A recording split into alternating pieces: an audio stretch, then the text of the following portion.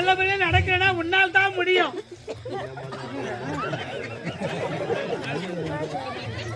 சாகுல மாதிரி நான்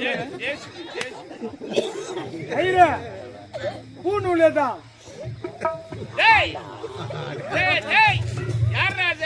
யாருடா இவங்க?